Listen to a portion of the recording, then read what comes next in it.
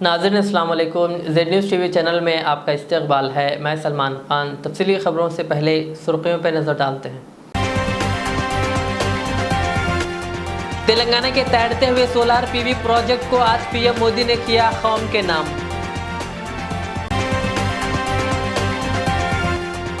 हम लोगों की बेहतर खिदमत करना चाहते हैं तो हमें उनके मसाइल उठाने की ज़रूरत है जो हमारे कामकाज में रुकावट है। जस्टिस एनवी रमना का खिताब।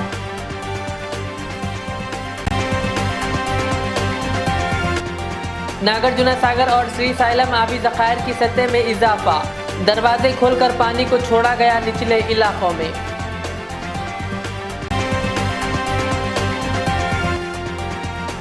बल्लमपल्ली म्युनिसिपल कमिश्नर को मुअत्तल करने की वजीर केटीआर ने दी हिदायत। कमिश्नर ने केटीआर की सालगिरह तकरीब में शिरकत न करने पर 3 मुलाजिमीन को नोटिस किया था जारी।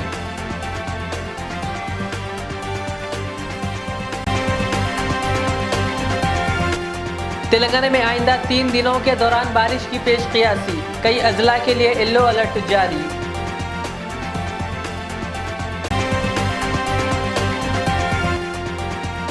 मरकजी वजीर किशन रेड्डी ने अंबरपेट के कई इलाकों का किया दौरा और कहा हैदराबाद की मूसा नदी को तरक्की देने में केसीआर हुकूमत हुई नाकाम।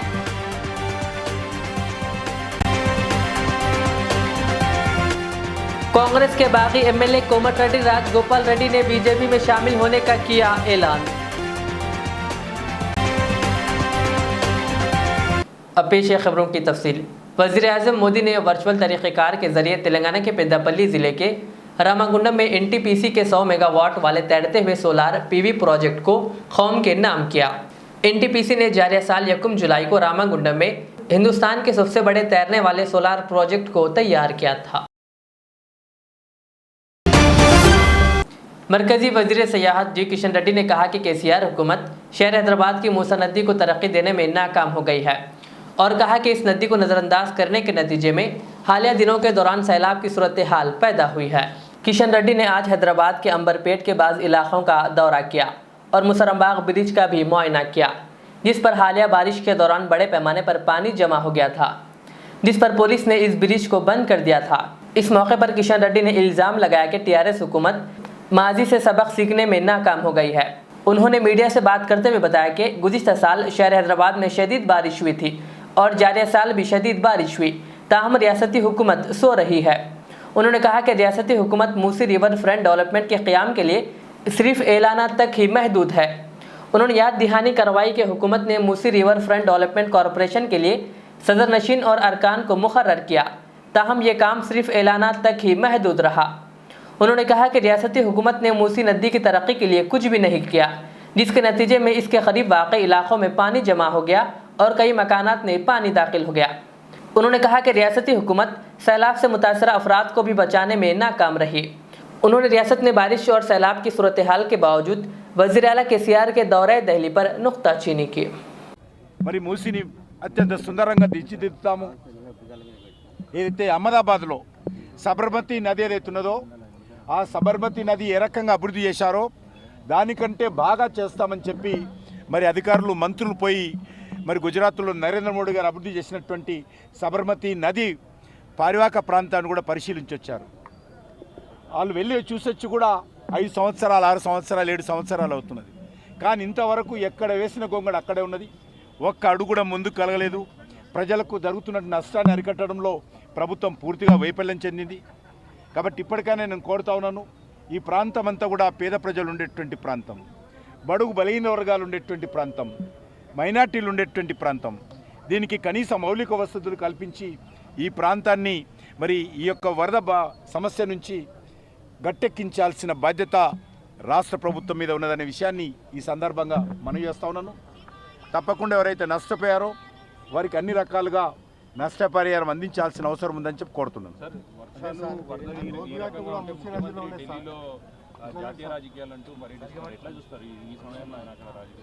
ఇది చాలా విచారకరమైనటువంటి విషయం।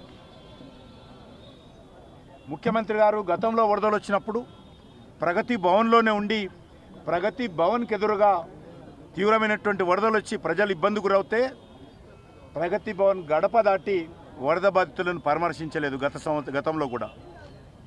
చివరకు మున్సిపల్ కార్పొరేషన్ ఎన్నికలు ప్రకటించిన తర్వాత ఇంటింటికి 10,000 రూపాయలు ఇస్తామని మరి 1000 కోట్ల రూపాయలు ఆ రోజు ఓట్ల పేరు మీద ప్రజలను మొబ్బిపెట్టేటువంటి ప్రయత్నం చేశారు.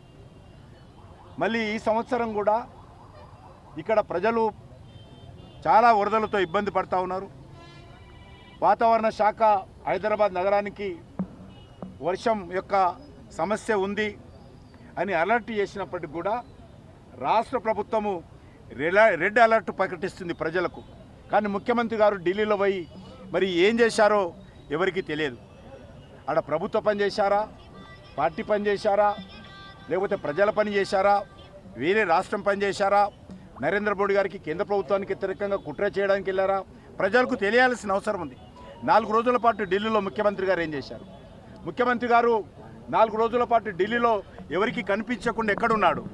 మరి ఇక్కడ ప్రజలు ఇబ్బంది పడుతూ ఉంటే, అనేక రకాలుగా కష్టాలకు గురవుతూ ఉంటే, తెలంగాణలోని అన్ని జిల్లాలలో కూడా మరి భారీ వర్షాల కారణంగా ప్రజలు నష్టపోయి ఇబ్బందులకు గురవుతూ ఉంటే ముఖ్యమంత్రి గారు ఏమాత్రం కూడా చలనం లేకుండా రాజకీయపరమైనటువంటి ఆలోచనతో ఈరోజు హైదరాబాద్ నగరాన్ని వదిలి తెలంగాణను వదిలి ఢిల్లీలో మకాం వేయడం అవుతున్నదో చాలా విచారకరమని చెప్పి ఈ సందర్భంగా మనం చేస్తాం.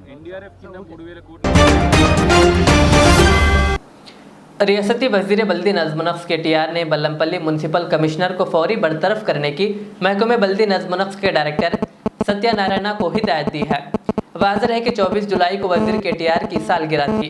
तकरीब में गैर हाजिर होने पर म्यूनसिपल कमिश्नर बल्लमपल्ली ने 3 मुलाजमीन को नोटिस जारी करके अंदरून 24 घंटे जवाब देने की हिदायत दी थी, जिसका पता चलने पर वजीर KTR ने बरहमी का इजहार किया और कहा कि वह ऐसे वाक़यात की हरगिज़ हौसला अफजाई नहीं करते। उन्होंने ट्विटर पर बल्लमपल्ली म्यूनसिपल कमिश्नर को मुअत्तल करने की हिदायत दी।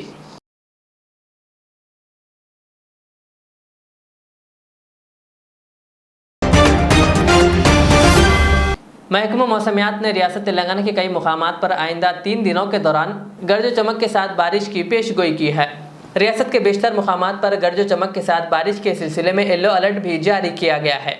रियासत के अजला रंगारेड्डी, विखाराबाद, आदिलाबाद, कुमरम भीम, आसिफाबाद, निर्मल, जगत्याल, निज़ामाबाद, मंचियाल, कामारेड्डी, राजन्ना, सिरसिल्ला, मेदक, संगारेड्डी, महबूब नगर, नारायणपेट, जोगुलांबा, गदवाल और वनपट्टी में कई मुकामात पर बारिश होगी। महकमा मौसमियात ने आवाम से ख्वाहिश की है कि वो तालाबों, नहरों, झीलों के करीब बिजली चमकने के दौरान न जाएं। बिजली के आलात और बिजली के खंभों से दूर रहने की भी ख्वाहिश की गई है।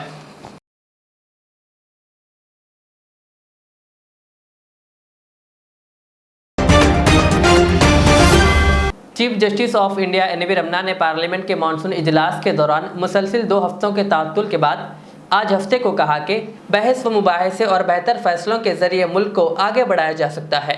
पहली district legal services authority meeting से खिताब करते हुए जस्टिस NV रमन्ना ने कहा कि मुझे डर है कि हम समाजी इंसाफ के लिए अपनी आईनी खिदमात को पूरा करने में नाकाम हो सकते हैं। कहा, इसलिए मैं आपसे गुजारिश करता हूं कि आप इस पर बातचीत करें, बहस व मुबाहिसा करें और फैसला करें। उन्होंने कहा कि मसाइल को छुपाने से इनका कोई हल नहीं निकल सकता। उन्होंने कहा, अगर तशवीश के मामलात पर बात नहीं की गई तो निज़ाम तबाह हो जाएगा। उन्होंने कहा, अगर हम लोगों की बेहतर खिदमत करना चाहते हैं तो हमें उनके मसाइल को उठाने की ज़रूरत है जो हमारे कामकाज में रुकावट हैं। उन्होंने इस मौके पर ज़िलाई अदालतों को मजबूत बनाने पर भी जोर दिया। The district judiciary is the backbone of the justice delivery system in the world's largest democracy. The district judicial officers are the first point of contact for much of the population. Public opinion about the judiciary is primarily based on their experience with the district judiciary. This casts a great responsibility on our shoulders. You must undertake multifaceted tasks and roles. You are the best placed to understand people's problems and social issues. Every progressive policy must find its base on a strong foundation. Strengthening the district judiciary is the need of the hour. Without any doubt, the district judiciary is the driving force behind the legal aid movement in India. Wherever I go always, I attempt to project the achievements of the Indian judiciary in winning the trust and faith of the people.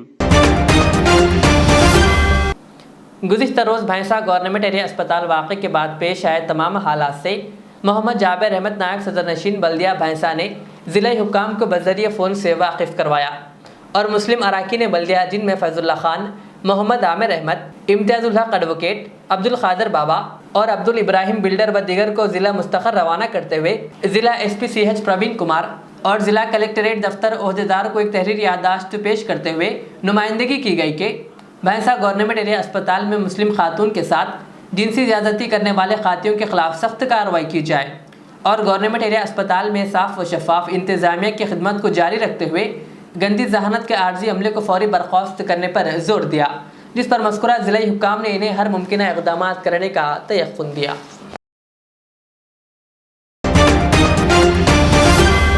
Telangana के ज़िले नलगुंडा के नागार्जुना सागर project में पानी के बहाव का सिलसिला जारी है। बालाई इलाकों से इस प्रोजेक्ट में 44,769 क्यूसिक पानी का बहाव दर्ज किया गया, जिसके बाद इस आबी ज़ख़ायर में 3,244 क्यूसिक पानी छोड़ा गया है। इस प्रोजेक्ट की मुकम्मल सतह 590 फीट है, जबकि इसकी मौजूदा सतह 554.40 फीट दर्ज की गई है। इसी दौरान तेलंगाना व AP के मुश्तरका श्री सलाम प्रोजेक्ट में एक बार फिर शदीद पानी का बहाव दर्ज किया गया। बालाई इलाकों से इस प्रोजेक्ट में 1,06,750 क्यूसिक पानी दर्ज किया गया, जिसके बाद 43,492 क्यूसिक पानी निचले इलाकों में छोड़ा जा रहा है। इस प्रोजेक्ट की मुकम्मल सतह 885 फीट है और इसकी मौजूदा सतह 879.20 फीट है।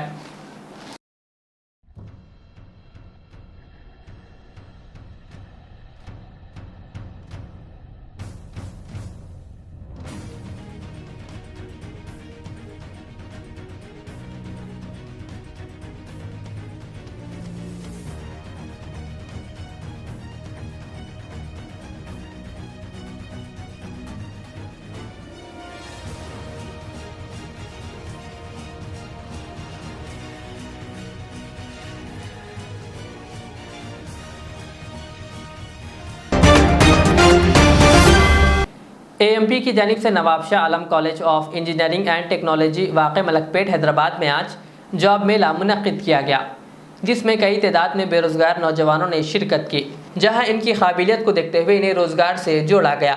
इस जॉब मेले में शहर के कई कंपनियों ने हिस्सा लिया। इस सिलसिले में AMP association of Muslim professional के रियासती सदर मोहम्मद अब्दुल सईद ने मीडिया से बात करते हुए तफसीलात बताई।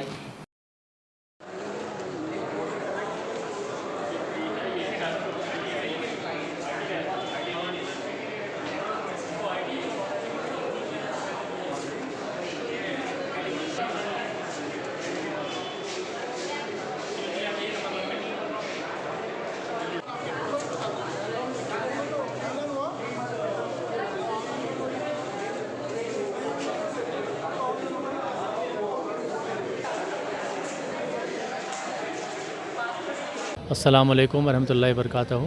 मैं मोहम्मद अब्दुल सईद, रियासती सदर तेलंगाना के लिए एसोसिएशन ऑफ मुस्लिम प्रोफेशनल्स का।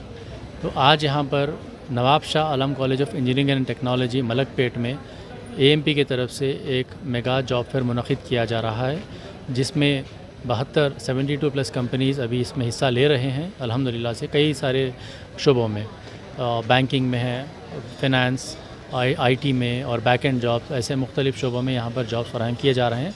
और सुबह से हम 10 बजे से देख रहे हैं कसीर तादाद में यहाँ पर जॉब एस्पिरेंट्स आ रहे हैं अल्हम्दुलिल्लाह से, और रजिस्टर कराने के बाद उनकी स्क्रीनिंग हो रही है। स्क्रीनिंग में जहाँ पे हमारे टीम मेंबर्स उनको ये बता रहे हैं कि आपको कौन से कंपनीज़ आपको सूटेबल रहेंगे उनके CV के बेसिस पर। उसके बाद वो लोग जाकर इंटरव्यू दे रहे हैं, बाद में हम फीडबैक ले रहे हैं कॉर्पोरेट का भी कि आप मतलब कैंडिडेट कैसा परफॉर्म कर रहा है। उसके बाद हम लोग ये कोशिश करेंगे कि उनको जॉब अगर मिल गया तो ठीक है, अगर नहीं भी मिला तो हम उनको वहाँ से गाइड कर लेंगे इंशाल्लाह कि आप कैसे जॉब्स, आप फ्यूचर में क्या कमी रह गई थी जिसकी वजह से जॉब नहीं मिला था उनको, और हम इंशाल्लाह कोशिश करेंगे कि उनको एम्प्लॉयबिलिटी ट्रेनिंग प्रोग्राम के लिए हम या फिर हमारे जो भी अलग हमारे AMP की तरफ से अलग प्रोग्राम्स है, करियर गाइडेंस है, स्किल डेवलपमेंट सेशंस है, तो ये सब प्रोग्राम्स के लिए हम उनको एनरोल करके ये एकदम से हम लोग कम्युनिटी डेवलपमेंट के लिए करते हैं, और हम लोग इसमें कोई चार्ज नहीं करते हैं किसी का भी। ये एकदम फ्री ऑफ चार्ज होता है हमारी तरफ से। हम कम्युनिटी के कॉस्ट के लिए हम लोग ये काम करते हैं अल्हम्दुलिल्लाह से। अब तक कितने रजिस्ट्रेशन हुए हैं? अब तक अल्हम्दुलिल्लाह से 1500 प्लस क्रॉस हो चुके हैं अभी अल्हम्दुलिल्लाह से, और अभी 4 बजे तक ये चालू रहेगा। तो हम समझ रहे हैं कि हमारा एक अंदाज़ा है कि करीब एक 2000-2500 तक तो इंशाल्लाह जाएगा शायद रजिस्ट्रेशन का काम। बस अल्लाह सुब्हानहू तआला से दुआ है कि मैक्सिमम लोगों को इसमें जॉब लेटर्स भी इसमें मिल जाएं। वो हम कोशिश कर रहे हैं, बट ये हमारे हाथ में नहीं है, ये कॉर्पोरेट्स के हाथ में है, और इंटरव्यू कैसी होगी उसके हाथ में ही है इसमें। कांग्रेस के बागी रुकन असेंबली कोमटिरेड्डी राजगोपाल रेड्डी, जिन्होंने पार्टी को खैराबाद कहने और बीजेपी में शामिल होने का इरादा जाहिर किया, उन्होंने वाज़ेह कर दिया कि वो हल्के असेंबली मुन्नुगुड़ से इस्तीफा देंगे और हल्के का ज़िमनी इंतखाब होगा। उन्होंने कहा कि वो वज़ीर आला केसीआर के करप्ट और ख़ानदानी राज के खिलाफ जंग का बिगुल बजाएंगे। उन्होंने कहा कि टीआरएस हुकूमत और केसीआर ख़ानदान ने रियासत के अवामी सरमायाकारी को बड़े पैमाने पर लूटा है, जिसके सबब खुशहाल रियासत तेलंगाना क़र्ज़ के दलदल में फंस गई है। उन्होंने कहा कि टीआरएस की करप्ट हुकूमत से तेलंगाना को निजात दिलाने के लिए वो अपनी मिशन से कोई समझौता नहीं करेंगे। राजगोपाल रेड्डी ने कांग्रेस के सीनियर कायद दिग विजय सिंह के दावे को भी नज़रअंदाज कर दिया, जिन्होंने राजगोपाल रेड्डी को बातचीत के लिए दिल्ली आने की दावत दी थी। राजगोपाल रेड्डी ने दावा किया कि बीजेपी में शामिल होने से मुताल्लिक इनके फैसले का हल्के की आवाम ने खैर मकदम किया है।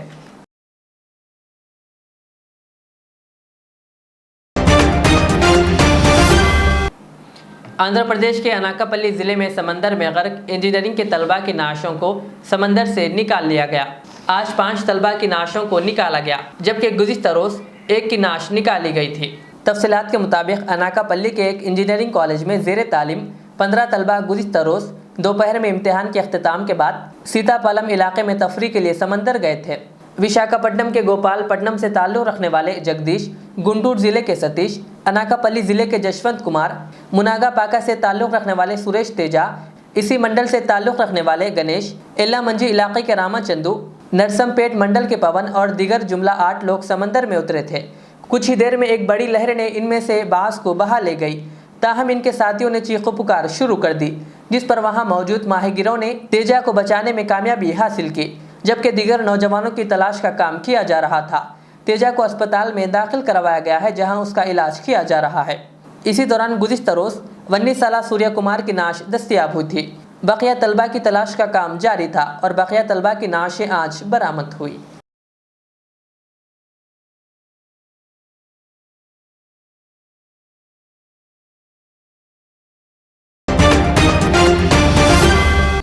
निर्मल जिले कांग्रेस सदर पी रामाराव पटेल ने भैंसा में प्रेस कॉन्फ्रेंस से खिताब करते हुए तेलंगाना हुकूमत और मुकामी रुकन असेंबली को शदीद तनकीद का निशाना बनाया और कहा कि शदीद बारिश व सैलाब के दौरान तबाहशुदा फसलों और शहरों का कोई सर्वे नहीं किया गया, जिससे अवाम को शदीद मुश्किलात का सामना है।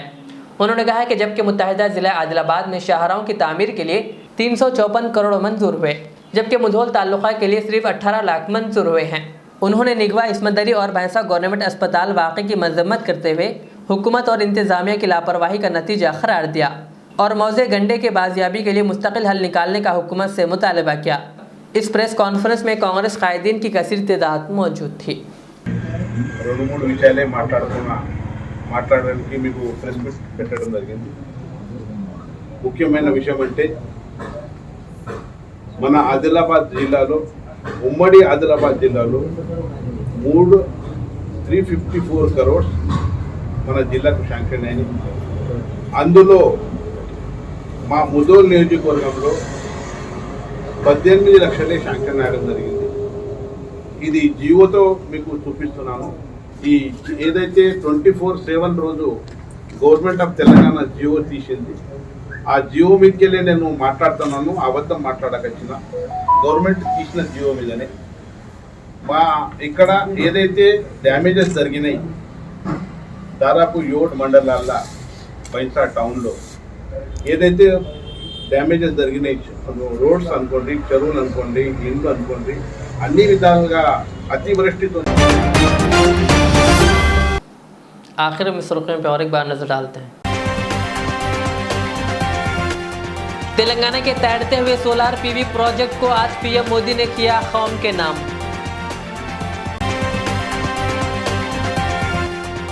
हम लोगों की बेहतर खिदमत करना चाहते हैं तो हमें उनके मसाइल उठाने की ज़रूरत है जो हमारे कामकाज में रुकावट है।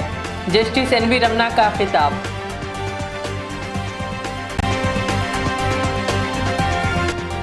नागार्जुन सागर और श्री साइलम आबी ज़खायर की सतह में इजाफा, दरवाजे खोलकर पानी को छोड़ा गया निचले इलाकों में।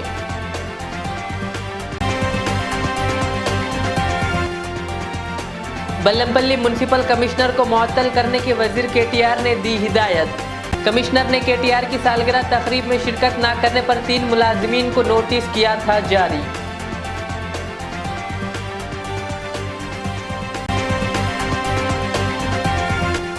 तेलंगाना में आइंदा 3 दिनों के दौरान बारिश की पेशकियासी, कई अजला के लिए येलो अलर्ट जारी।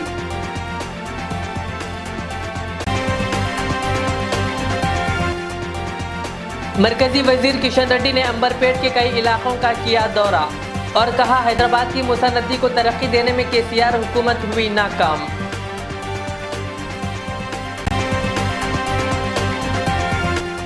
कांग्रेस के बागी एमएलए कोमटिरेड्डी राजगोपाल रेड्डी ने बीजेपी में शामिल होने का किया ऐलान। ये थी आज की दिन भर की हमारी खबरें। मुझे इजाज़त दीजिए। हमारे एजेड चैनल को यूट्यूब पर सब्सक्राइब, फेसबुक पर लाइक शेयर ज़रूर करें। अल्लाह हाफिज़। HKJN फर्नीचर अब एक और नए ब्रांच के साथ Farid complex, Shastripuram, Owaisi hills line पर। याद रहे, 40 साल से फर्नीचर की दुनिया में भरोसे का एक नाम HKJN फर्नीचर। हमारे यहाँ नए डिजाइन्स का नया कलेक्शन मौजूद रहता है। आपकी ख्वाहिश के ऐन मुताबिक भी फर्नीचर तैयार किए जाते हैं। आली जनाब मोहम्मद नसीर चिश्ती साहब की जानिब से यतीम और गरीब बच्चों के फर्नीचर के लिए खुसूसी discount package. HKJN manufacturing showroom, हमारा पता Farid complex, Shastripuram, Owaisi hills line, Hyderabad. HKJN furniture. Riyaz Islamic school, तालीमी मैदान में एक नया इनकलाब। इस्लामिक और मॉडर्न एजुकेशन की अजीम दरसगाह। 23 साल तजुर्बे के बाद तलबा और तालिबात के लिए रियाज इस्लामिक स्कूल पेश करता है हिफ्ज़ कुरान, नाज़िरा कुरान, क़ायदे के अलावा नर्सरी ता 10वीं जमात तक के तालीम का बेहतरीन नज़्म। बच्चों के लिए हॉस्टल की सहूलत, मुस्तहिक़ तलबा के लिए खुसूसी रियायत, तलबा और तालिबात के लिए अलहदा क्लासेस के माकूल नज़्म, खुसूसी computer classes, hardware and software training. बच्चों में तहरीर और तकरीरी सलाहियतों को उजागर करने के लिए हफ्तावारी प्रोग्राम। काबिल और मुशफ़िक़ असातिज़ा इकराम की निगरानी में बेहतरीन तालीम नज़्म। सुबह 8 बजे तक शाम 4:30 बजे दाखिले जारी हैं। उजलत कीजिए। Riyaz Islamic school, opposite lane, new SR petrol pump, Vattepally, Hyderabad.